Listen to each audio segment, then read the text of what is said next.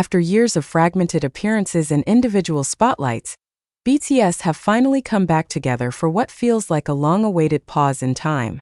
Their latest group interview with GQ, titled BTS Begins Again, marks their first full group conversation since 2022, and for many fans, it reads less like a standard celebrity interview and more like a carefully crafted story about endurance, reflection, and renewal.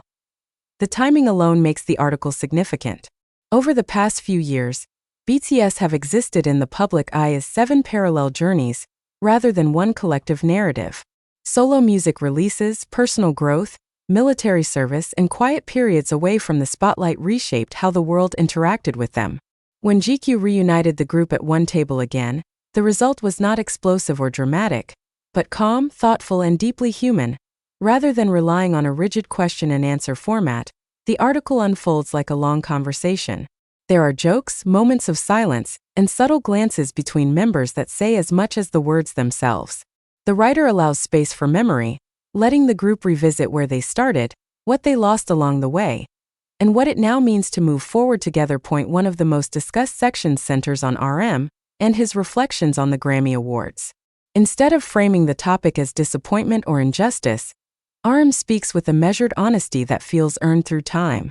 He acknowledges ambition, the desire to be recognized on the world's biggest stages, but also questions how much external validation should define an artist's worth. His words do not sound like a complaint, they sound like closure. This tone runs through the entire article.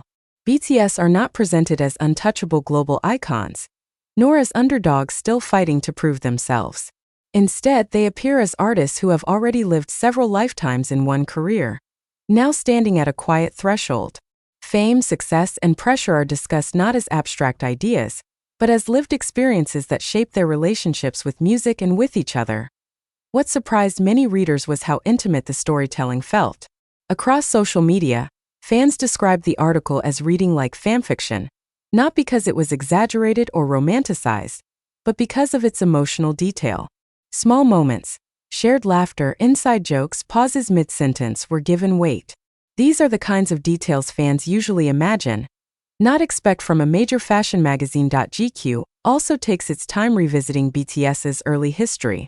The article gently traces their beginnings, the uncertainty of their debut years, and the pressure that came with unexpected global attention.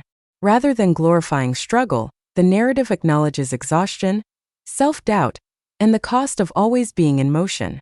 These reflections are not framed as regrets, but as necessary chapters that led them to where they are now. Throughout the interview, there is a recurring theme of balance. BTS talk about learning when to push forward and when to step back, how to protect their creativity without losing ambition. The group dynamic feels quieter than in their early years, but also stronger, less driven by urgency, more by intention. For longtime fans, this shift is deeply meaningful. Many ARMY have grown alongside BTS, navigating their own transitions while watching the group evolve. Seeing BTS articulate these changes openly creates a sense of shared understanding. The article does not promise a dramatic comeback or redefine the group overnight. Instead, it emphasizes continuity, an ongoing story rather than a restart from zero. The title BTS Begins Again captures this nuance perfectly. It is not about erasing the past or returning to an earlier version of themselves. It is about beginning again with everything they have learned, carrying forward both success and fatigue, confidence and caution. By the end of the article, what lingers most is not a single quote or headline-ready statement, but a feeling. BTS do not sound rushed. They do not sound defensive. They sound present. For a group that has spent much of the past decade running at full speed, that presence feels powerful in an industry that often demands constant reinvention. BTS's GQ interview offers something rarer: reflection without apology. It reminds readers that growth does not always arrive with noise, and that sometimes the most meaningful comebacks begin quietly, with a conversation, a shared memory, and the courage to start again. The return of BTS to a shared interview space feels almost symbolic in itself. For years, their story has continued in fragments: solo projects, written letters, brief mentions in other people's narratives. With BTS Begins Again, their recent group interview with GQ, those fragments finally settle into one continuous voice. And what emerges is not a loud declaration, but a calm, confident reflection shaped by time. From the opening paragraphs, the article establishes that this is not about reclaiming dominance or proving relevance. Instead, it frames BTS as artists who have already reached heights few ever touch, and who now carry the weight of understanding what those heights cost them. The writing style is deliberate and immersive, allowing scenes to unfold rather than rushing toward headline-ready quotes. This approach is precisely why many readers felt the story resonated more like a carefully written narrative than a standard press feature. The interview captures the subtle evolution of the group's dynamic. BTS are still playful, still capable of effortless humor, but there is an added layer of restraint, an awareness that every word carries history. They speak not as young men chasing dreams, but as artists who have lived inside those dreams and learned their limits.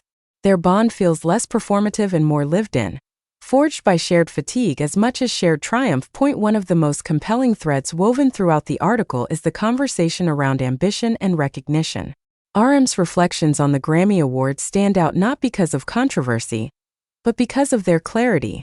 He acknowledges the importance of global validation, while questioning how much power it should hold over an artist's sense of fulfillment. His words suggest that the pursuit of awards once fueled them, but no longer defines them. This perspective is echoed in quieter ways by the other members. They discuss growth not as an upward climb, but as a recalibration. Success, once measured by numbers and trophies, is now weighed against peace of mind, creative freedom, and the ability to continue as a group without losing themselves in the process. There is an unspoken understanding that longevity, not domination, is the new goal. Fans were particularly struck by how the article revisits BTS's early years.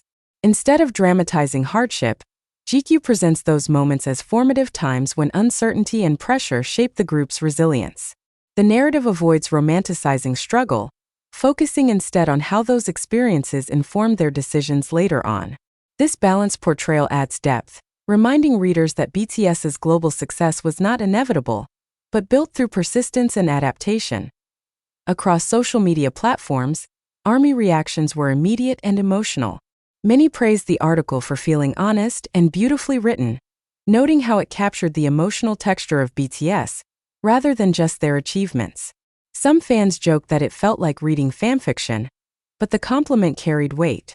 It was not about fantasy but about intimacy. The kind of closeness fans usually imagine was, for once, articulated by a mainstream publication with care and respect. The article also subtly addresses absence without dwelling on it. Time apart, individual paths and silence are treated as natural phases rather than disruptions. BTS do not frame their time away from group activities as a loss, but as a necessary pause that allowed them to return with clearer purpose. This framing reframes hiatus not as an ending, but as part of a longer rhythm.